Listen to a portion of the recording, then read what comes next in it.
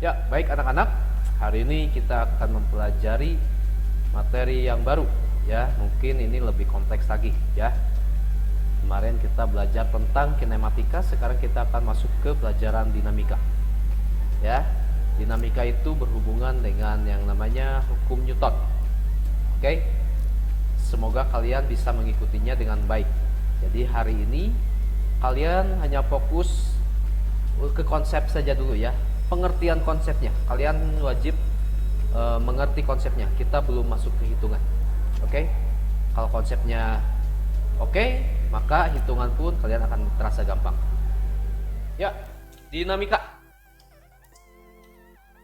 Oke.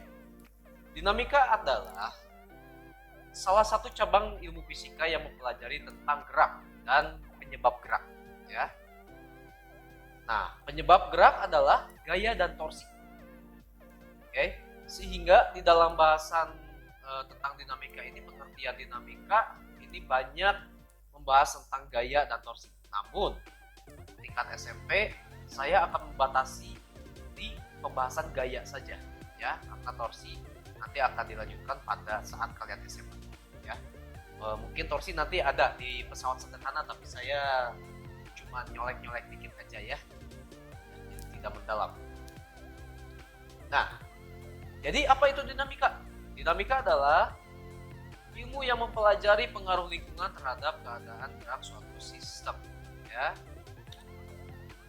Oke. Tadi kita membahas menyinggung tentang gaya ya. Nah, sekarang gaya itu apa sih? Oke. Apakah ada gaya katak? Gaya bebas?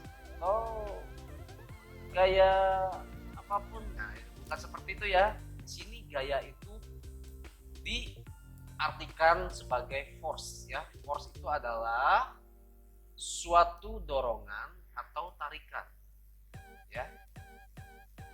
Jadi gaya itu adalah kontak intinya ya. Gaya itu adalah perilaku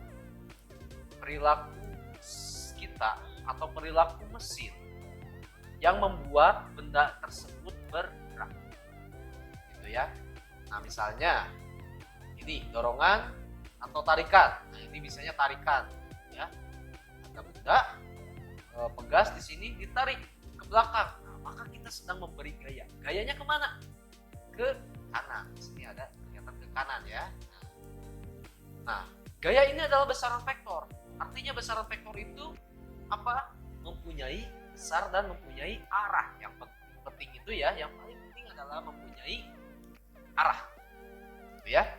Nah, di sini kita akan membahas paling arahnya adalah ke kanan, ke kiri, ke atas, atau ke bawah ya. Untuk serong. Nah, untuk serong ini nanti kalian akan pelajari di SMA. Gaya itu dibagi dua. Ada gaya yang bersentuhan atau yang namanya kontak force.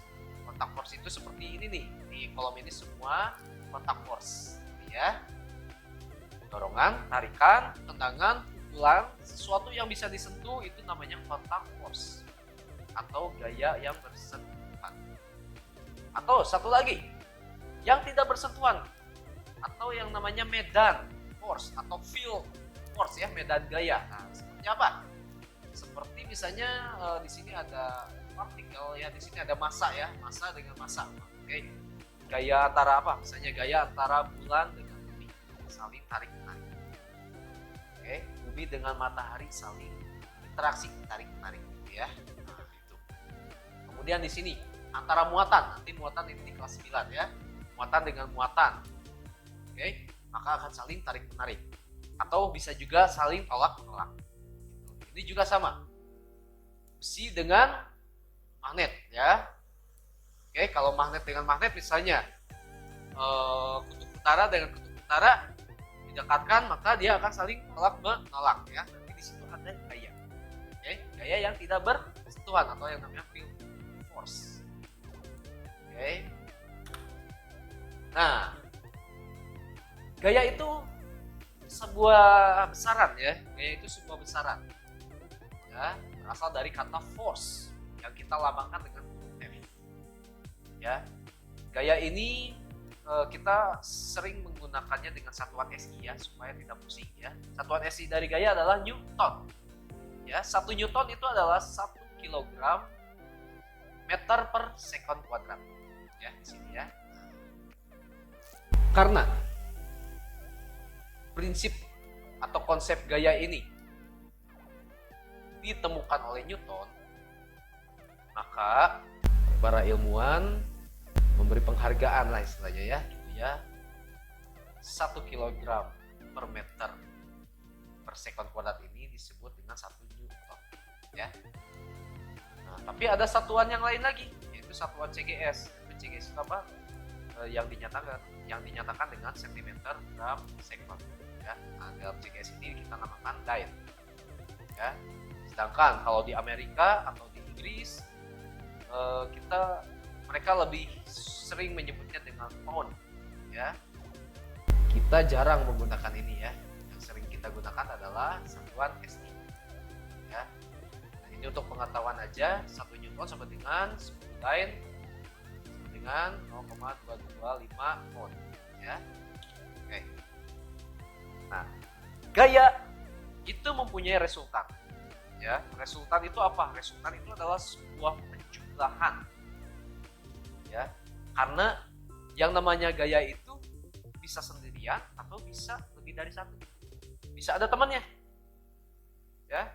Kalau misalkan gini. Contoh, ada sebuah benda ditarik dengan F1. Oh, terlalu berat. Oke. Kemudian kita meminta bantuan teman kita yang lebih besar badannya. Oke, tolong tarikin lagi, bantuin saya ya dengan 1 tali. Ya, arahnya pasti ke sini nih, ya, arahnya pasti ke sini. Ke kanan nih ceritanya. Maka ini namanya resultan gaya searah. Artinya apa? Artinya gaya ini bisa dijumlahkan, ya. Nanti F1 ditambah dengan F2.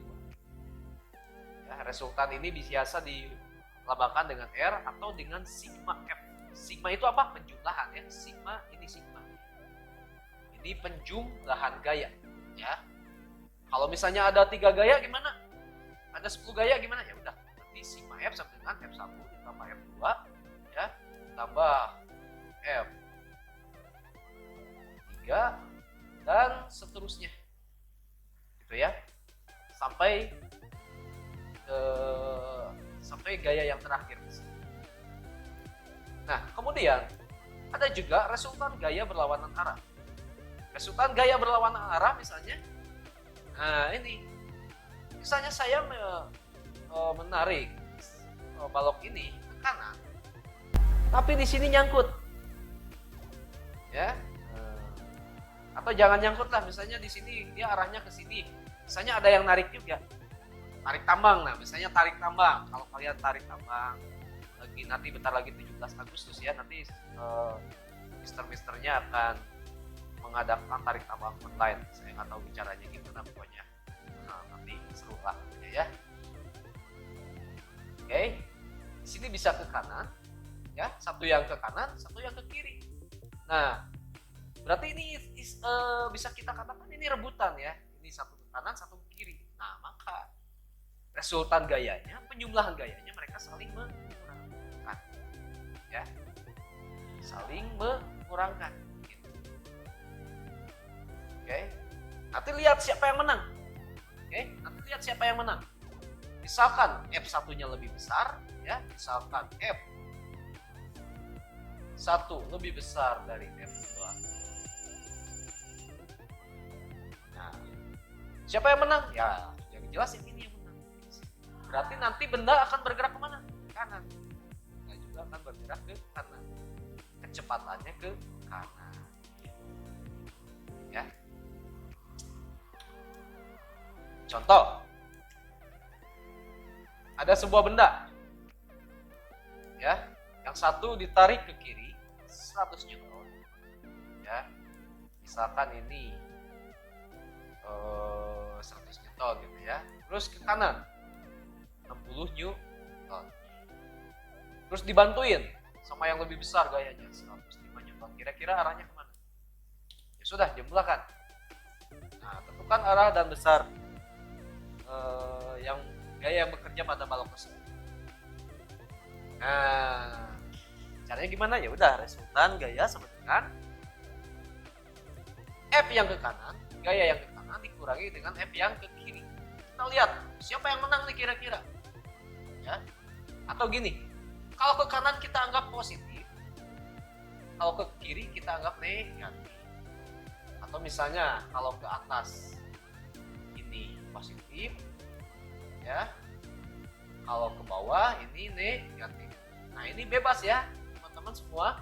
Ini bebas untuk menentukannya cara negatif positif ini bebas, asalkan kalian konstan ya. Oke, asalkan kalian konstan dalam satu soal konstan ya.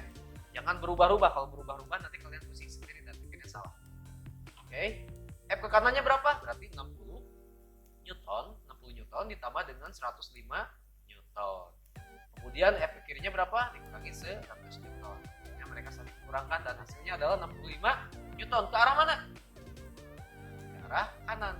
Karena kanan yang menang. Ya, kanan yang positif. Oke. Sekarang kita masuk ke dalam yang namanya hukum gerak. Hukum gerak ini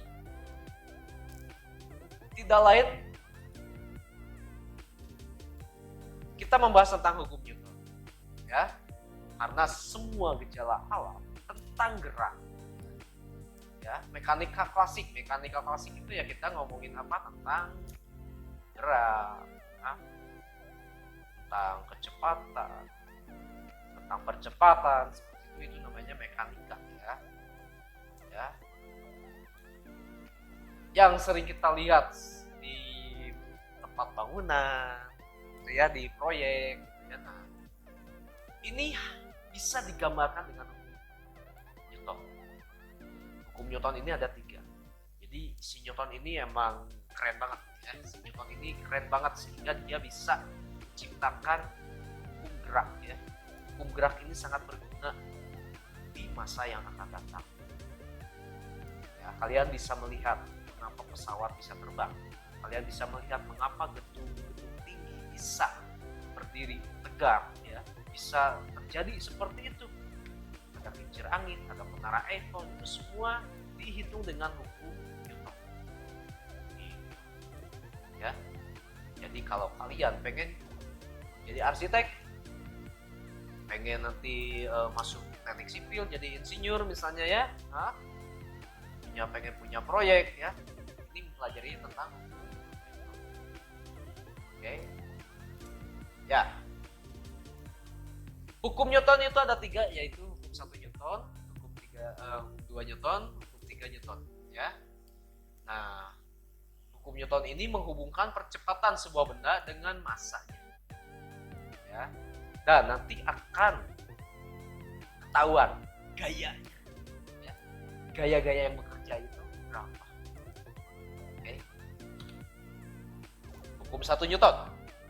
Hukum 1 Newton adalah berbunyi, sebuah benda tetap pada keadaan awalnya yang diam atau bergerak dengan kecepatan sama kecuali ia dipengaruhi oleh suatu gaya yang tidak seimbang atau gaya eksternal neto. Oke. Oke, pusing. Mister, saya pusing ini nggak ngerti. Oke, kata lainnya. Jika resultan gaya, resultan gaya itu apa? Penjumlahan gaya. Jika penjumlahan gaya yang bekerja pada benda sama dengan 0, artinya apa? Kalau misalnya ada gaya, tapi tarik-menarik ya, kalau sama jumlahnya berarti dia 0 dong. Misalnya di sini 10 Newton, di sini 10 Newton tarik-menarik ya. Jadi ini saya menarik kotak ini 10 Newton ke sini, lalu ke sini juga 10 Newton, kemudian ke sini juga 10 Newton, kemudian ke sini juga 10 Newton, ke atas 10 Newton, ke bawah 10 Newton. Maka apa yang akan terjadi? Benda tersebut akan bergerak nggak? Ya, betul. Benda tersebut akan diam ya, karena gayanya seimbang. Oke. Nah, oke, gini. Kalau nggak ada yang ngeganggu, kalau tidak ada gaya yang lebih besar, maka benda itu akan tetap diam. Tapi kalau bendanya misalnya ini lagi diam terus kita dorong, ya akan mendorong. Begitu juga dengan suatu benda yang ketika bergerak, oke, bergerak lurus beraturan ya ceritanya nih, bergerak lurus beraturan, kalau nggak diganggu maka dia akan terus bergerak. Gitu. Contohnya apa? Contohnya bumi mengelilingi matahari. Ya, dia terus bergerak. Kalau nggak ada yang ngeganggu ya terus bergerak secara gerak lurus beraturan atau GLB. Atau misalnya komet, nah, dia bergerak, gitu ya, semua hidup dia akan bergerak. Atau jangankan gini, misalkan kita punya suatu ruangannya tanpa udara, ya. Kenapa? Misalnya gini, kita mengayunkan sebuah batu, misalnya kita mengayunkan sebuah batu di ruangan yang tertutup yang tidak ada udara, ya, yang tidak ada udara gesekan, ya, tidak ada gesekan udara, maka dia akan terus bergerak. Begitu juga kita meluncurkan sebuah benda, kalau misalnya lantainya licin banget, atau misalnya gini, lantainya kita kasih udara di sini, kita sentil dikit, misalnya ruangnya tidak terbatas, ya, maka dia akan terus bergerak. Tapi di dalam dunia nyata tidak ada ruang seperti itu, ya. Karena apa? Di dalam dunia nyata kita berhubungan dengan gaya gesek, ya. Oke, jadi kalau misalnya kita ada benda meluncur, ya ada gaya gesek, sehingga lama-kelamaan dia akan berhenti. Coba kalau tidak ada gesekan dengan lantai, maka benda itu akan seumur hidup akan terus bergerak. Nah, hukum ini kita dapat mengatakan bahwa suatu benda itu selalu mempertahankan keadaan. Kalau lagi diem, dia inginnya tetap diem. Kalau lagi bergerak, dia inginnya terus bergerak. Ya, itu namanya hukum kelembaban yang diartikan dengan hukum 1 Newton. Ya, hukum 1 Newton itu artinya hukum kelembaban. Ya.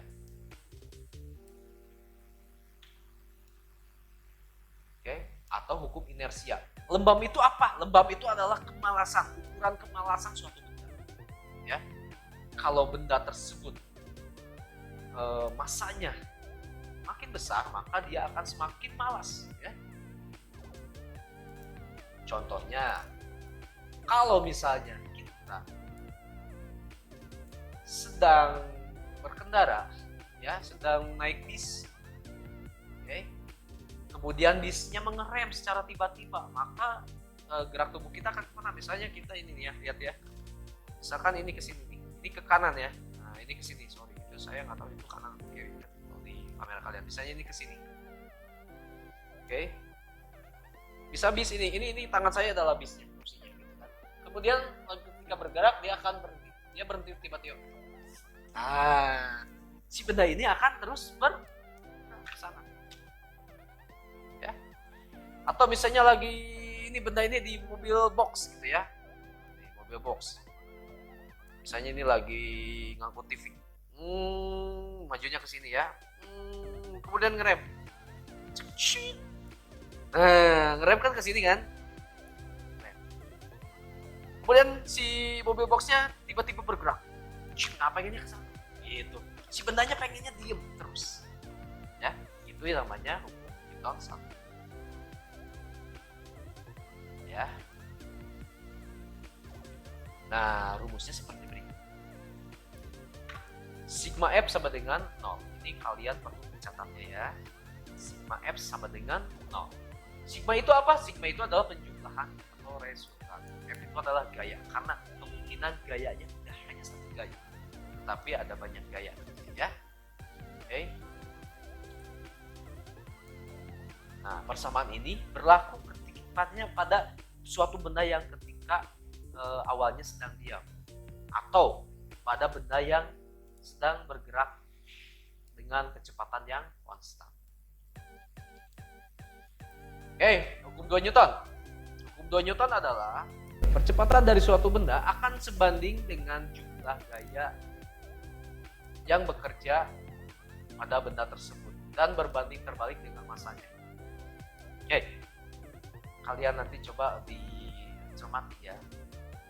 Oke, ini percepatan dari suatu benda. Percepatan itu apa kemarin? Sesuatu yang bisa menambah kecepatan, ya, atau sesuatu yang bisa mengurangi kecepatan, berarti gitu ya. Nah, percepatan suatu benda akan sebanding. Sebanding itu berarti gimana? Kalau dia besar, maka ya sebanding dengan gaya ya. Percepatan dari suatu benda akan sebanding dengan jumlah gaya. Kalau percepatannya besar, maka gayanya semakin besar. Kalau percepatannya kecil, maka gayanya akan kecil. Tapi dia akan berbanding terbalik dengan masanya. Sebaliknya, kalau masanya besar, maka percepatannya akan kecil. Tapi kalau masanya kecil, maka percepatannya akan besar. Nah, ini rumusnya kayak gini. Kayak contoh gini lah ya. Kalau kalian misalnya menggerakkan kalian mendorong sebuah mobil ya. Mobilnya misalnya boleh dikatakan mobil Ayla lah ya. Oke. Daihatsu Ayla, mobil kecil. Nah, kalian dorong. Oh, ini Mister ringan. Tapi kemudian kalian coba menggerakkan misalnya mendorong mobil bis. Ya. Kalian mendorong mobil bis. Mister berat banget. Ya, karena kenapa? Masanya lebih besar, maka percepatannya akan lebih kecil. Ya. Itu ya. Nah, sebaliknya juga. Nah, di sini bisa dirumuskan jadi gini, percepatan sebanding dengan gaya. Kalau gayanya di sini besar, maka percepatannya akan besar. Nah, massa di sini selalu konstan ya. Anak-anak semua massa di sini selalu konstan. Biasanya massa sebuah benda itu ya tidak pernah berubah-ubah, ya enggak? Yang berubah ini. Oke. Kalau misalnya gimana, Mister? Kalau misalnya massanya udah besar, tapi pengen percepatannya besar, gayanya ditambah. Oke. Misalnya kamu tadi lagi ngedorong bis tapi nggak kuat. Mister gimana? Tapi pengen percepatannya besar. Kalian panggil orang-orang. Orang-orang banyak, maka percepatannya akan besar. Masanya tetap berarti kan. Ya. Tapi orang-orangnya ketika ditambah di sini sigma F1, F2, F3, F4, F5, F sampai F1000, percepatannya akan besar. Gitu. Nah, maka bisa dibilang gini. Nah, ini yang perlu kalian hafalkan. Ya. Yang dihitamkan M-nya pindah ke sini. Ya. Jadi sigma M sama dengan M kali A. Gitu ya. Oke. Dengan F-nya sama dengan gaya, A-nya percepatan ya, dalam meter per sekon kuadrat, masanya dalam kilogram. Arah gaya adalah arah percepatan yang disebabkannya jika gaya itu adalah satu-satunya gaya yang bekerja pada benda tersebut ya. Jadi kalau misalnya ada di sini gayanya cuma satu ya, positif misalnya, maka arah percepatannya juga searah dengan arah gaya tersebut. Oke. Penerapan hukum Newton. Newton 2 ya. Nah, gini ya. Misalnya mobil truk yang membawa massa atau membawa benda sedikit, maka bisa mendapatkan percepatan yang lebih besar ya, daripada mobil yang truk yang membawa muatan sangat banyak. Kemudian menggiring bola pada permukaan datar ya, akan lebih mudah. Oke, nah di sini balik sini ada yang namanya gaya berat ya, besaran berat. Sudah dibahas dulu waktu kelas 7 bahwa massa dengan berat itu berbeda. Ya, kita sering mengatakan bahwa berat beras ya, berat 1 karung beras, ya, berat satu karung beras itu adalah 10 kg, padahal bukan berat, tapi massa. Ya. Oke, nah itu adalah besaran massa, bukan beratnya. Gaya berat adalah gaya yang dipengaruhi oleh percepatan gravitasi. Percepatan gravitasi mempengaruhi massa sebuah benda, sehingga benda akan selalu tertarik ke pusat bumi. Artinya apa? Benda akan selalu ke bawah, jatuhnya pasti ke bawah. Jadi ketika kita mengangkat sebuah benda, gaya berat akan menarik juga benda yang kita angkat dengan arah menuju pusat bumi, sehingga kita merasa beratan, ya. Karena sebenarnya kita sedang tarik menarik dengan gaya berat. Semakin besar massa benda, maka akan semakin berat. Nah, kalau kita rumuskan, ya, kita lihat di sini F sama dengan ma. Nah, si F ini setara dengan W. W itu apa? Weight, ya. M-nya tetap M-nya. Nah, G itu apa? Gravitasi. G itu adalah percepatan, ya. G itu saya tidak mengatakan sebagai gaya, ya. Oke, gaya gravitasi ada. Itu namanya gaya tidak sentuh. Nanti, ya. Tapi untuk kasus ini saya lebih senang mengatakan ini adalah sebagai percepatan gravitasi supaya kalian nggak pusing. Mister, gaya itu kan gravitasi. Ya benar. Gaya itu adalah gaya gravitasi, sebuah interaksi, ya, sebuah perilaku. Tapi untuk kasus ini saya lebih senang menyebutkan percepatan gravitasi. Ya, di sini M-nya gaya Newton, A-nya percepatan, meter per second kuadrat, M-nya massa. Nah, jadi nanti kalau di gaya berat, F-nya berganti dengan W. Itu berasal dari kata weight, ya. Yang artinya gaya berat. Ini gaya berat Newton, ya. G-nya adalah percepatan gravitasi. Oke, masuk hukum 3 Newton.